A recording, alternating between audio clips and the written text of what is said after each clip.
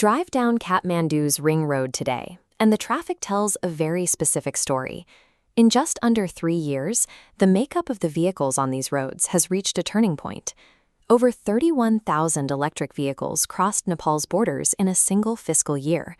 This data from the 2025-26 Customs Ledger shows total EV imports reaching 31,532 units, with passenger electric vehicles accounting for 11,668 of those. That passenger segment represents an import value of 27.39 billion rupees.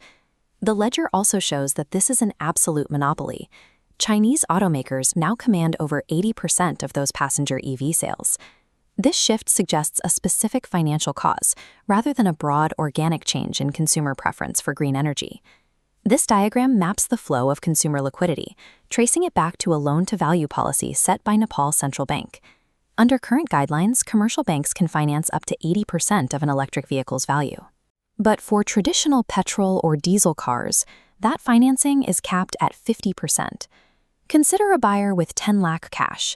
A 50 lakh petrol SUV requires 25 lakhs down, rejected. But in an EV showroom, 10 lakhs covers the 20% requirement, approved. Banks sign this because they hold 1.1 trillion rupees in excess liquidity. The electric vehicle boom has become a release valve for trapped banking cash, offering an efficient way for banks to deploy capital. While legacy Indian and Japanese automakers hesitated to adjust to these new financing rules, Chinese manufacturers moved to occupy the gap in the market. This map traces the supply route. Vehicles originate in southern China hubs like Shenzhen and Chongqing, funneling through Himalayan choke points at the Rasuagadi and Tatopani border crossings. Once through the northern gates, inventory is distributed across Nepal's 7 provinces to meet incentivized demand.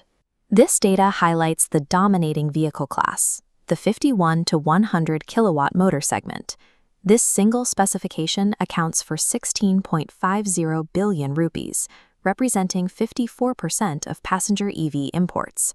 Within this segment, BYD secured a 50.8% share, moving 1,396 units in May alone. Chinese brands secured their position by providing products matching Nepal's unique tax and loan brackets. This market faces a high-stakes annual cycle, the pre-budget border rush. Every spring, reacting to potential customs duty hikes in the May budget, importers order thousands of vehicles at once. This creates massive queues at northern dry ports to clear customs before the midnight deadline. This chart shows the result, a spike of 2,746 EVs cleared in May 2026 alone. As the government adjusts taxes on higher kilowatt EVs, buyers and importers move toward lower brackets to avoid shifting excise, VAT, and road construction fees. The health of this automotive market is tied to tax deadlines rather than steady economic growth. This comparison shows the primary macroeconomic benefit of the transition, substituting imported petroleum for domestic energy. Relying on domestic hydropower generated by the NEA keeps capital inside the country and improves the national trade deficit. However, beneath the surface, a massive, systemic financial risk is slowly developing as these tens of thousands of newly financed vehicles begin to age.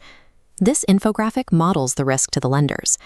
As these heavily financed EVs approach the 5-year mark, there is no historical data on battery lifespan in Himalayan conditions. If a battery falls to 50% capacity, the vehicle's resale value drops significantly.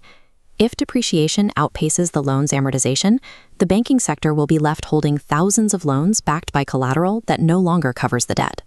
Nepal has executed a rapid move toward green infrastructure, built on a precarious financial foundation. Tens of thousands of vehicles now occupy these mountain roads due to a single central bank directive. It remains to be seen if this 80% loan policy is an effective transition to clean energy or the primer for a banking bubble. We want to hear your perspective on the ultimate outcome. Tell us your pick in the comments. Doubling down on Chinese EVs, retreating to Indian and Japanese hybrids, waiting until battery data matures, or pivoting to two-wheelers.